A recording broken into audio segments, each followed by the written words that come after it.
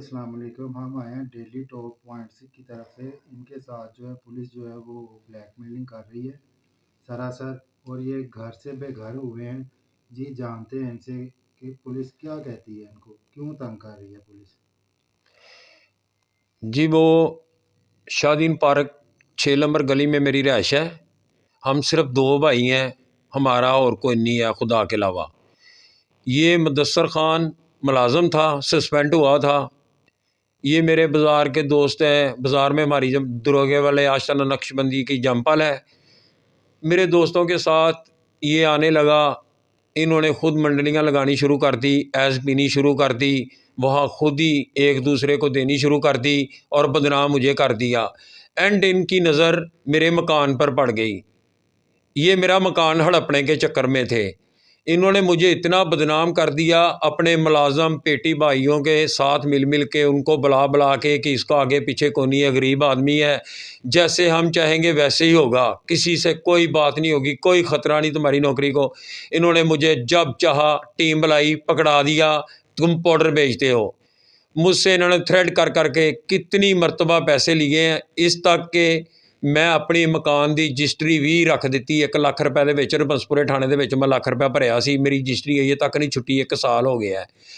ਉਹਦੇ ਬਾਵਜੂਦ ਅਸਲ ਗੱਲ ਹੈਗੀ ਹੈ ਕਿ ਮੈਨੂੰ ਘਰ ਕਿਉਂ ਨਹੀਂ ਟਿਕਣ ਦਿੰਦੇ ਕਿ ਕਿਤੇ ਭੱਜੇ ਨੱਸੇ ਫੜਿਆ ਜਾਵੇ, ਮਰ ਖੱਪ ਜਾਵੇ। ਇਹ ਮੇਰਾ ਮਕਾਨ ਹੜਪਣਾ ਚਾਹੁੰਦੇ ਨੇ। ਉਹਨਾਂ ਨੂੰ ਪਤਾ ਇਹਦੇ ਮਕਾਨ ਦੇ ਵਿੱਚ ਵੜ ਜਾਾਂਗੇ, ਸਾਨੂੰ ਪੁੱਛਣ ਵਾਲਾ ਹੀ ਕੋਈ ਨਹੀਂ, ਨਾ ਇਹਦਾ ਅਗਲਾ ਤੇ ਨਾ ਕੋਈ ਪਿੱਛਾ। ਇੱਕ ਭਰਾ ਲਾ ਲੋਕ ਹੈਗਾ, ਉਸ ਤੋਂ ਇਲਾਵਾ ਕੋਈ ਨਹੀਂ।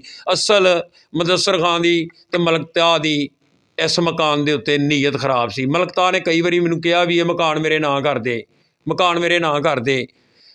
ਮੈਂ ਜਦੋਂ ਇਹ ਗੱਲ ਉਹਨਾਂ ਦੀ ਨਹੀਂ ਗੱਲ 'ਤੇ ਗੌਰ ਕੀਤਾ, ਉਹਨਾਂ ਨੇ ਮੇਰੇ ਨਾਲ ਇਹ ਵੈਰ ਕਰਨਾ ਸ਼ੁਰੂ ਕਰਤਾ। ਆਪੇ ਲਿਆ ਕੇ ਟੋਲੀਆਂ ਬਹਾਉਣ ਲੱਗ ਪਏ, ਨਸ਼ਈ ਆਪੇ ਹੀ ਸਾਰਾ ਕੁਛ ਕਰਨ ਲੱਗ ਪਏ, ਆਪੇ ਹੀ ਵੇਚਣ ਵਾਲੇ ਨੇ, ਆਪੇ ਹੀ ਇਹਨਾਂ ਦੇ ਗਾਹਕ ਨੇ। ਹਰ ਗਾਹਕ ਨੂੰ ਇਹਨਾਂ ਨੇ ਇਹੀ ਕਿਹਾ ਕਿ ਤੁਸੀਂ ਭੱਬੇ ਸਾਈਂ ਦਾ ਨਾਂ ਲੈਣਾ ਹੈ। ਮੇਰਾ ਨਾਂ ਲੈ ਲੈ ਕੇ ਇਹਨਾਂ ਨੇ ਮੈਨੂੰ ਇੰਨਾ ਕੁ ਬਦਨਾਮ ਕਰ ਦਿੱਤਾ। ਪੁਲਿਸ ਨੇ ਇੱਕ ਨੇ ਮੈਨੂੰ ਫੜਿਆ, ਇਹਨਾਂ ਦੀ ਟੋਲੀ ਨੇ, ਬਾਅਦ 'ਚ ਦੂਜੀ ਆ ਗਈ, ਉਹਨਾਂ ਨੇ ਦਿਹਾੜੀ ਲਾ ਲਈ ਏ। ਉਹ ਵੀ ਆ ਕੇ ਮੈਨੂੰ ਫੜ ਕੇ ਥ੍ਰੈਡ ਕਰਕੇ ਮੇਰੇ ਕੋਲ ਉਹਨਾਂ ਨੇ ਵੀ ਦਿਹਾੜੀ। ਮੈਂ ਇੱਥੋਂ ਤੱਕ ਕਿ 8-9 ਮਹੀਨੇ ਹੋ ਗਏ ਮੈਂ ਆਪਣਾ ਘਰ ਛੱਡ ਕੇ ਭੱਜ ਗਿਆ ਵਾਂ।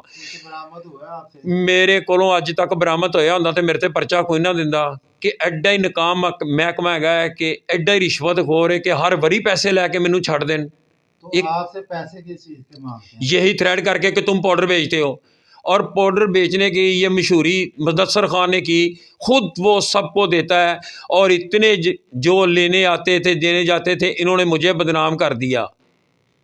आप काम क्या करते हैं? मैं काम करता हूँ, मोल्डिंग मशीनें लगी हुई हैं, हमारे रिश्तेदारों की फैक्ट्री है। मैं वहाँ जाता हूँ, 50 साल मेरी उम्र है, 2 भाई हैं हम।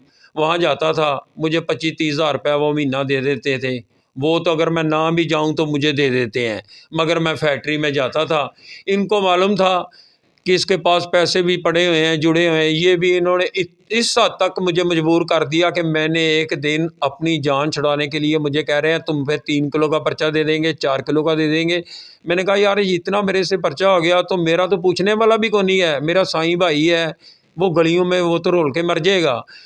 मैंने अपनी माँ से वादा किया था कि मैं उसको सामूंगा, मगर ये लोगों का मुझे नहीं मालूम था कि एंट मेरे मकान ते डेला रखा इन्होंने। यह मेरा मकान हड़पना चाहते ने, मैनू इन्होंने घरों बेकार किया। मेरे घर आपे ही इन्होंने मुंडे भेज के ना टूटी रहन दी है, ना सिलक, हर चीज़ भांडा टिंडा, इत्थों तक कि मेरे घर च पेटी तक जो समान सी सब कुछ इन्होंने अपने ज़्यादा नशइयां दे कोलों चोरी करवा के जाके चेक करो। मेरा घर चिड़िया घर बन गया है।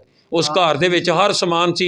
इस टाइम पानी पीने वाला गिलास नहीं इन्होंने लोगों ने रहन दिता। मैं घर जाना, अद्धे घंटे बाद मुलाजम आई जाते हैं। आप सीसीपीओ लाहौर को कोई मैसेज देना चाहते हैं? मैं तो यही चाहता हूँ कि मैं गरीब आदमी हूँ।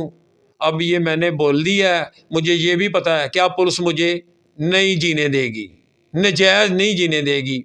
अगे भी मेरे पिछे पई है। हुण ज़्यादा मेरा इत्थों तक कि मैनू यह लगता है कि मैनू इन्होंने किसी ना किसी पासे नजायज़ ढुंग देना है। मैं गरीब आदमी हाँ, मेरा तो अगे पिछा ही कोई नहीं।